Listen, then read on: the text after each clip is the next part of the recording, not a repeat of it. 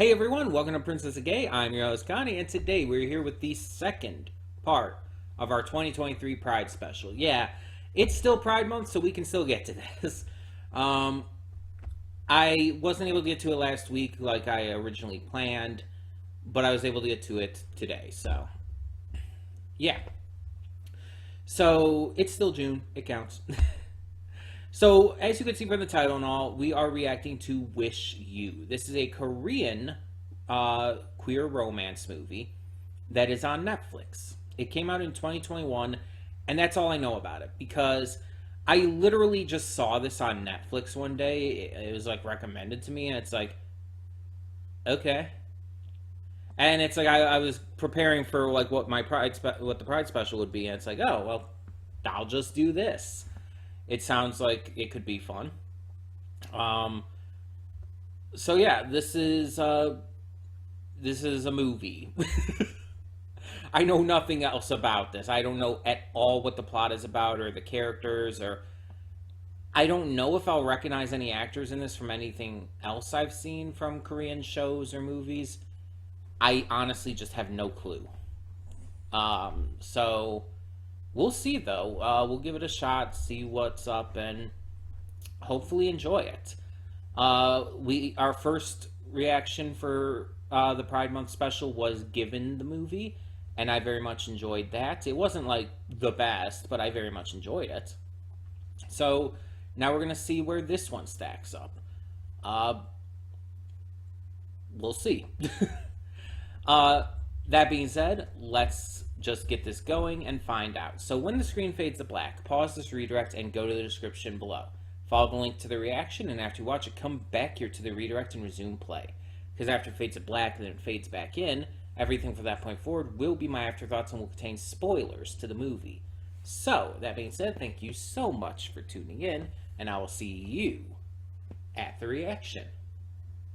And we are back, and we'll begin with spoilers in 3, 2, 1, now. And I am still crying. Oh, like,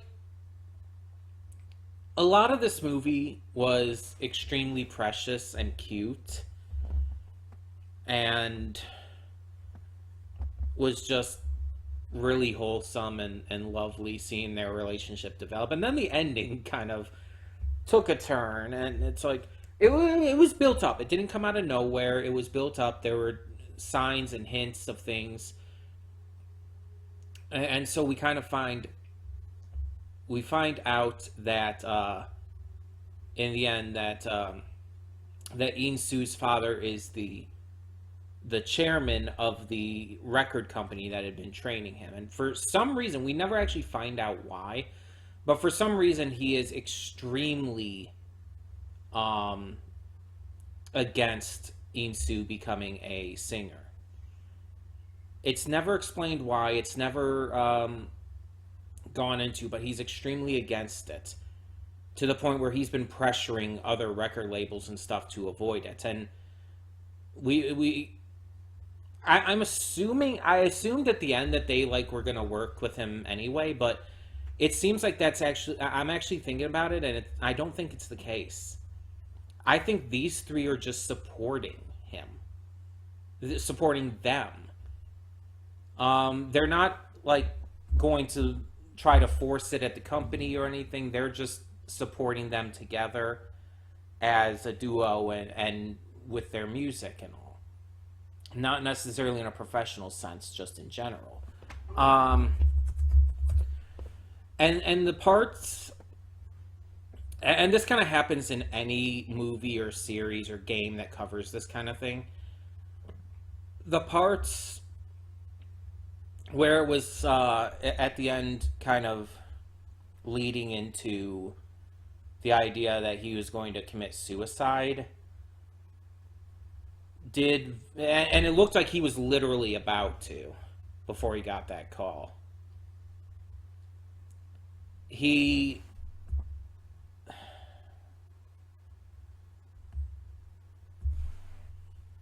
seemed like to put it simply, it's like you guys know, for those of you who have been on the channel for a while, you guys know of my past.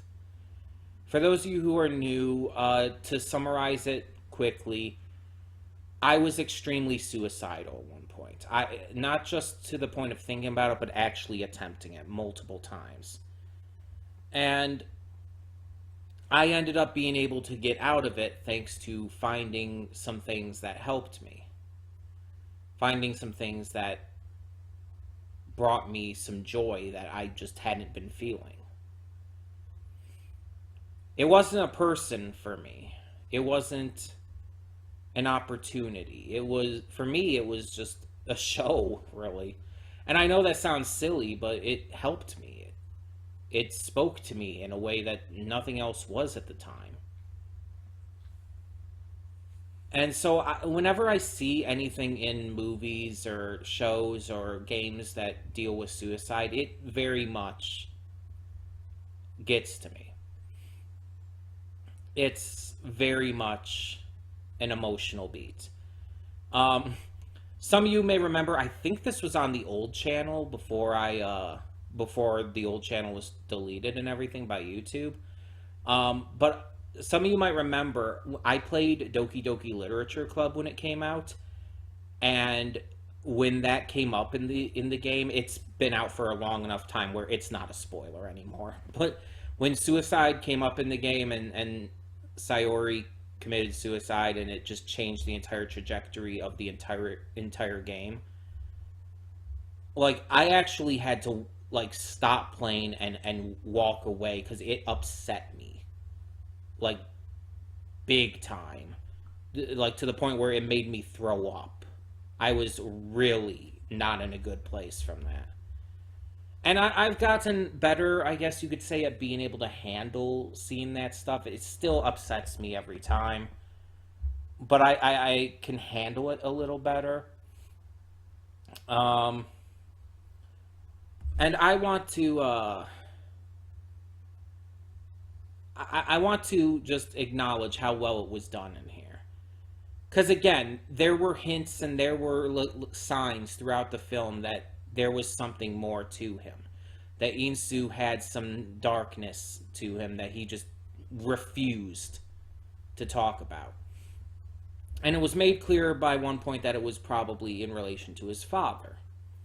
And so by the end, like, when we found out everything and when he nearly commits suicide because of it all, even straight up writing a suicide note to the one person who ever made him feel wanted and happy.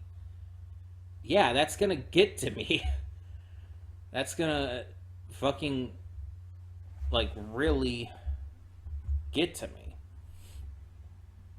And I think it was well done. I think it was well handled. The movie was also well paced. I don't think anything went too fast or too slow. Their relationship, I think, worked really well. And I think that I think that when he kissed him, I think that's when Insu kind of was like first realizing that he felt that way back. That's the thing. I don't think he realized before.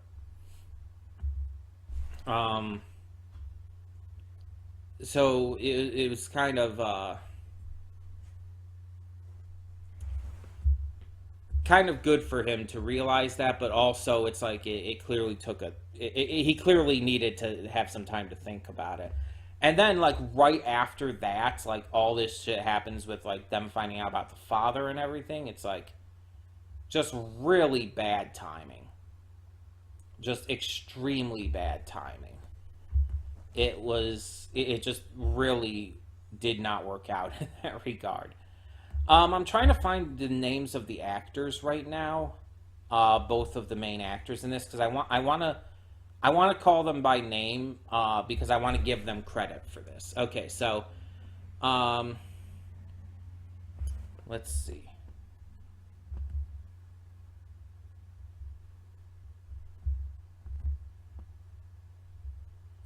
I'm finding one of their names.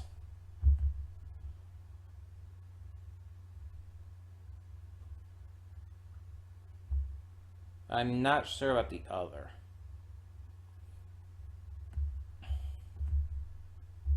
Hold on. Sorry for the little bit of lag there. Yeah, because I want to give them credit, and I want to give them credit by name.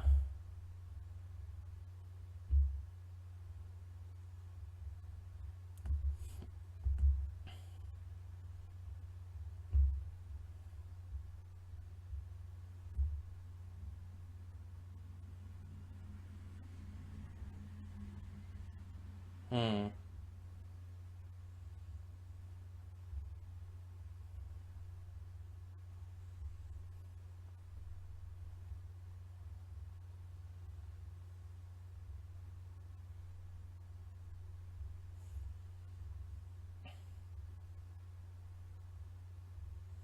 Trying to see if I can find something here.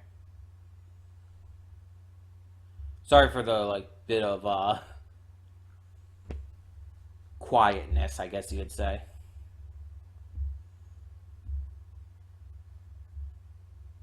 When did that come out? Oh yeah, that was just recent.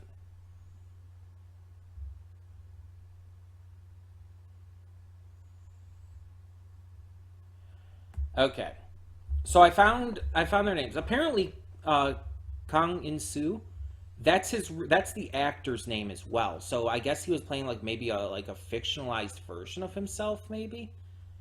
Um, and and Sung Yi was played by Lee Sang or Lee Sang. Again, I apologize for mispronouncing anything. Um, but yeah, so apparently he was playing kind of himself in this, or at least a fictionalized version of himself, or at least just used the same name. I don't fully know like the idea here. Oh, apparently it's on Rotten Tomatoes though, so I could check there. I wasn't finding a Wikipedia page for it. It's on here, but it has absolutely nothing listed except like cast and stuff. Yeah, Sung Yi was Lee Sang, and Kang In Soo has the same name and all. Yeah, Subin Park played Lee Eugene. Baek So Bin played Choi Ming Sung.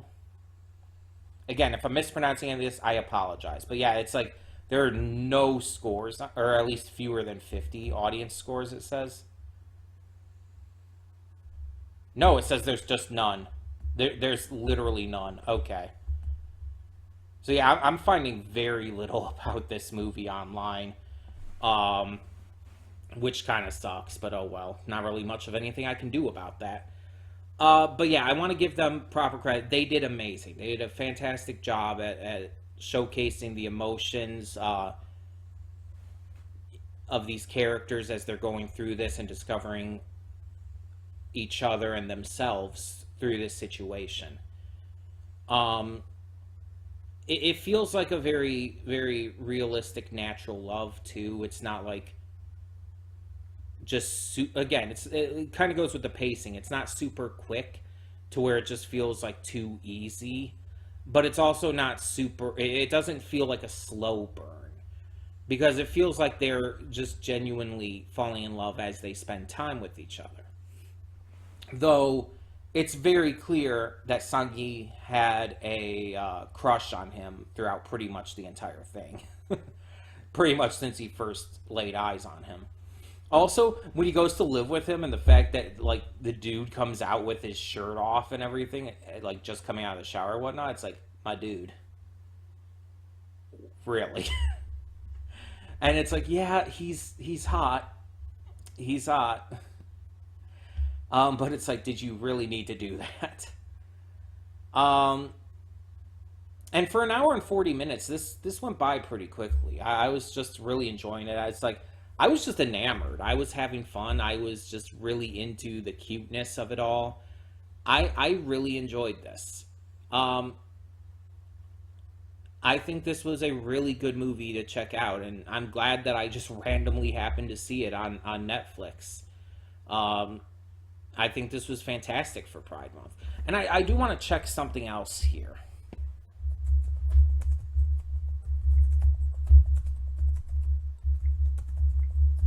Again, sorry for the lag. Let me see here.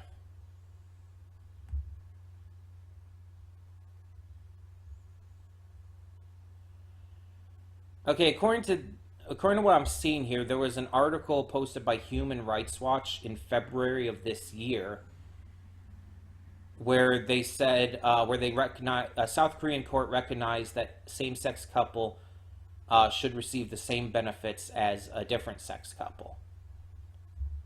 Let me see if I can find more here.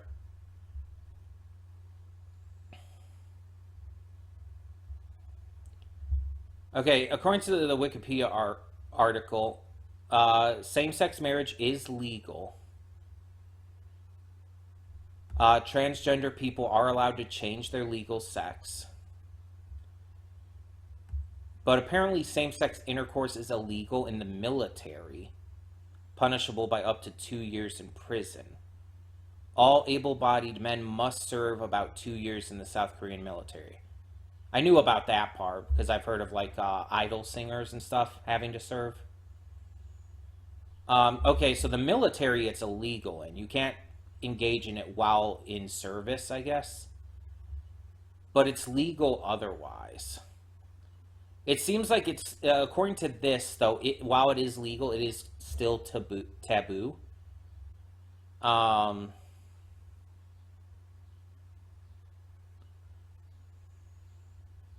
Yeah. And according to this, transgender and non-binary people are excluded from military service, so they're just not allowed. They're allowed to undergo gender-affirming care after the age of 20 and can change their gender identity on official documents. That's good, at least. Harisu is South Korea's first transgender entertainer, and in 2002 became the second person to legally change sex. Okay. I don't know who she is. I'm looking at the little blurb that shows up when you hover over the name on Wikipedia. Lee Kyung-eun, again, sorry if I mispronounced that, better known by her stage name Harisu, is a South Korean pop singer, model, and actress. Okay. Gay and lesbian Koreans still face difficulties at home and work, and many prefer not to reveal their sexual orientation to family, friends, or co-workers out of fear of discrimination and being ostracized. Okay, so what I'm getting from all of this is that it's legal. It is technically legal, and there are things for it, but there's no discrimination protections, and it's still very much discriminated against. It's not widely accepted. It's legal, but not widely accepted. According to what I'm reading here, they're also not allowed to adopt. And there's no, like, official recognition of relationships, apparently. So it seems like it's still pretty bad. Seems like it's pretty bad. Yeah. But the fact that they're coming out with like media showcasing this, and they're showing that there are queer people in South Korea who want to be heard is awesome. This was a very beautiful movie nonetheless, and even with the issues that South Korea is still facing in regards to this, I'm very happy that content like this is able to make it to the air, even if it's through difficult processes. I'm glad that they're able to get this out. I think this was a fantastic film. I think it was really enjoyable. And yeah, it was also extremely cute. Like, really fucking adorable. But thank you all so much for tuning in to our second video of the Pride Special. And the last video of the Pride Special. We're only doing these two movies this time. Tell me in the comments below, what did you think of Wish You? What did you think of the music in it, of the story, of the character arcs? Let me know. And thank you so much for tuning in. And remember, on this channel, on the Princess of Gay channel, the title should, the name of the channel should give it away, but on this channel, it is Pride all year around. We are supportive in this community. We are with you if you ever need a safe space. It is here. Our Discord server is in the link, or is in the description below. It is linked to. It is very queer friendly. We are very supportive and very loving and very accepting. Please feel free to use it as a safe space and find people with like-minded interests, nerdy interests, video games, all that kind of stuff. I like how I consider video games separate from nerdy interests. You know what I mean. But yeah, just please understand that this community fosters that kind of positivity and love towards everyone. Please feel free to join the Discord and know that you are safe here and that we accept you, we love you, and we are with you. All year round, not just in Pride Month in June. But thank you so much for tuning in. For now, I'm Connie, a transgender woman, a pansexual person, signing off. See y'all next time.